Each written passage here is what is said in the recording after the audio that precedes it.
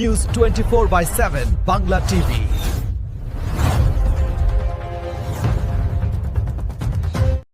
গত 8ই জুন রামকৃষ্ণপল্লী রাজারহাট বিধানসভা কেন্দ্রে ঝিলপাড় টোটো স্ট্যান্ড সংলগ্ন মাঠে চন্দ্রশেখর বাওয়ালির নেতৃত্বে হয়ে গেল বাংলার মাছে ভাতে সম্বর্ধনা। রাজ্যে পালাবদলের পর চিরন্তন বাঙালি সংস্কৃতি উদযাপন করতে গোপালপুর মণ্ডলের তত্ত্বাবধানে কলকাতার উত্তর শহরতলি জেলায় সম্মানীয় বিধায়কবৃন্দের উপস্থিতি আয়োজন করা হয়েছিল সম্মেলন ও সম্বর্ধনা সভা। বিশেষ অতিথি হিসেবে উপস্থিত ছিলেন রাজারহাট গোপালপুরের নবনির্বাচিত বিধায়ক শ্রী তরুণজ্যোতি তেওয়ারি, উত্তর কলকাতার শহরতলি জেলার সভাপতি শ্রী চণ্ডীচরণ রায় ও রাজারহাট গোপালপুরের মণ্ডলের 3-এর সভাপতি শম্ভু দাস এবং সগৌরবে উপস্থিত ছিলেন বিশিষ্ট সঙ্গীতশিল্পী মনীন্দ্র বর্মন। সমগ্র অনুষ্ঠানটির পরিচালনায় ছিলেন উত্তর কলকাতা শহরতলির সম্পাদক চন্দ্রশেখর বাওয়ালি। দেখতে চোখ রাখুন 24x7 বাংলা টিভির পর্দায়। চন্দ্রশেখর দা, আজকে আপনাদের এই ঝিলপাড় অটো স্ট্যান্ড রাজার নিউ টাউনে বিরাট এক যুদ্ধের আহ্বান করেছেন। এখানে 3টে বিধানসভার আছে, বিধায়করা আসবে এবং মহাযজ্ঞে 34 বছর কাটিয়ে তারপরে 15 বছর কাটিয়ে এই আজকে এত সুন্দর দিনে এসছে, কি বলবেন? দেখুন, এটা আছে রাজারহাট গোপালপুর বর্ডার এবং নিউ টাউনের বর্ডার, তাই দুজন বিধায়ককে এখানে নিমন্ত্রণ করা হয়েছে। দুজনই আসবেন, প্লাস একজন দমদমের বিধায়ক আসবেন, অজিত বক্সি। এরা অত্যন্ত কষ্ট এবং অত্যন্ত প্রখর চেষ্টা করে এই 3টে বিধানসভায় জিতিয়েছেন এবং আমার কলকাতা উত্তর শহরতলি জেলার সাথে 6 ছক্কা মেরে দিয়েছে। 6টা বিধায়ক আমাদের কাছে বর্তমান রয়েছে। আমাদের আর ভয় নেই, কারণ হচ্ছে আমরা দুষ্কৃতীদের মধ্যে পড়ছি না।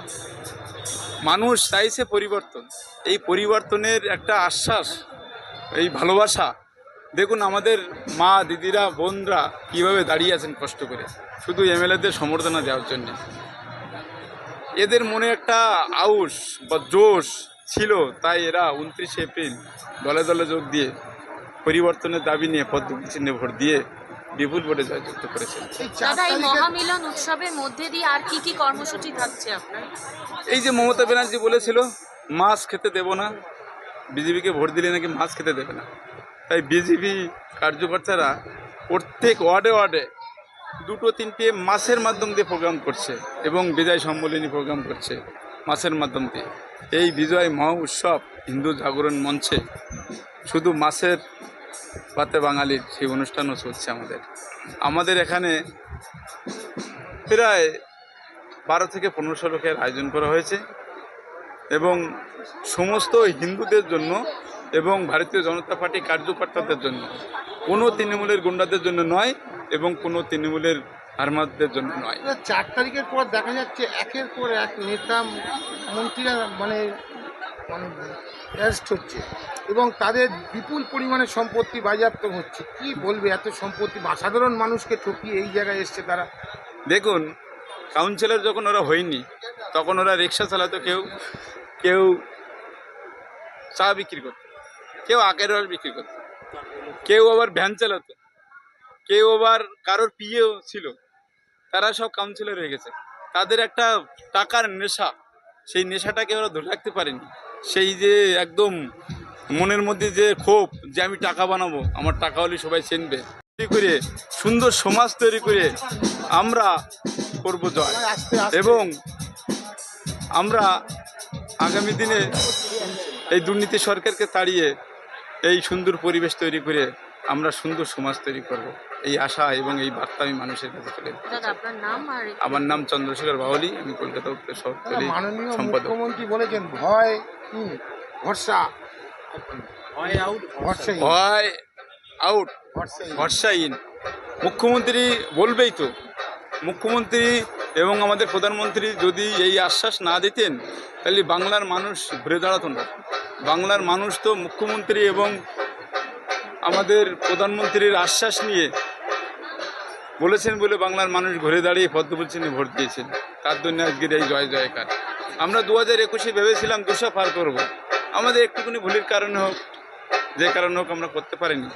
আমরা এবার ভেবেছিলাম 170 পার করব, সেখানে এবার 200 পার হয়ে গেল। মানুষের জয়, এটা ভারতীয় জনতা পার্টির জয়, এটা মানুষের জয়। আপনার গানে যে বিদ্রোহ, কি মনে হয় এত বছর ধরে এই বিদ্রোহের গান গাওয়ার পরে কি আজকে সেই সঠিক সময়টা এসেছে? একদম আমার গানগুলো সার্থকতা পেল। অনেক মানুষের ভালোবাসা, আশীর্বাদ, অনেকের প্রেরণা আমাকে শক্তি জুগিয়েছিল এই সীমাহীন দুর্নীতির বিরুদ্ধে গান গাওয়ার জন্য। আর কি বলবো, আজকে এই পরিবর্তন থেকে সত্যি খুব খারাপ লাগছে। আগামী 50 কেন 100 বছরও এই সরকার যেন না যায় এবং স্বচ্ছতার সহিত কাজ করবে, এই আশা, এই আকাঙ্ক্ষা রাখছি। হ্যাঁ বলুন না। আজকে দেখা গেছে পাপ্পু সোনার মামলাতে সাধন পান্ডের মেয়ে শ্রেয়া পান্ডেকে সিজিও কমপ্লেক্সে আমি হাজির। দেখলাম, দেখে আমার মনে হলো ভারতবর্ষ ম্যারাথনে কেন দৌড়ে প্রাইজ পাচ্ছেন না। শ্রেয়া পান্ডেকে পাঠিয়ে দিলে দৌড়ে গোল্ড পাবেন উনি, যা দৌড়টা দৌড়ালেন মানে ম্যারাথনের মনে পড়ে গেল।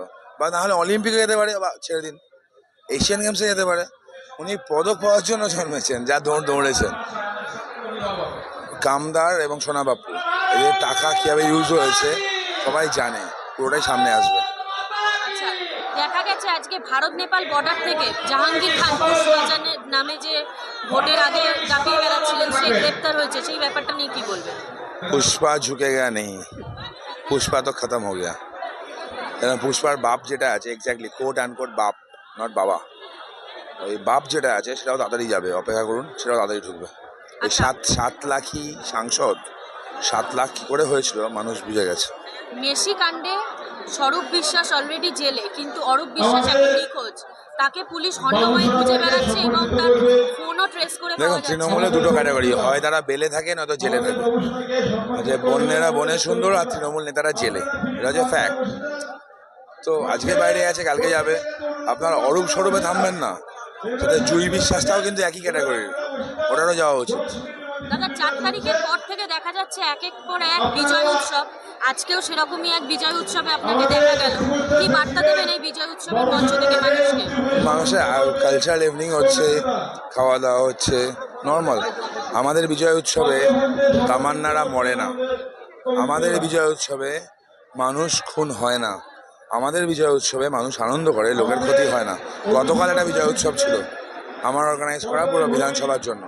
এটা রক্তদান উৎসব হিসাবে পালন করলাম আমরা। এটা হচ্ছে আমাদের বিজয় উৎসব, that's why we are party with a difference. দাদা, ভোটের আগে বলা হয়েছিল পশ্চিমবঙ্গে মাছ খাওয়া বন্ধ করে দেবে, সেখানে আপনাদের প্রত্যেকটা প্রোগ্রামে দেখা যাচ্ছে মাছ নিয়েই প্রোগ্রামটা শুরু। আমরা মাছ ভালোবাসি, ব্যক্তিগতভাবে আমার কথা যদি বলেন, আমি বছরে কয়েকটা বিশেষ দিন ছাড়া মানে আমি ভেজ টাচ করি না, মাছ মাংসই খাই। তৃণমূল যদি থাকতো, বাঙালি মাছ আর খেতে পারতো না, কারণ মাছ কেনার জন্য টাকাটা লাগতো, সেটা মানুষ রোজগার করতে পারতো না। তো বাঙালির থালায় মাছ ফিরুক, মাছে ভাতে বাঙালি, বাঙালির বাড়িতে কাজ ফিরুক, এইটুকু দাবি।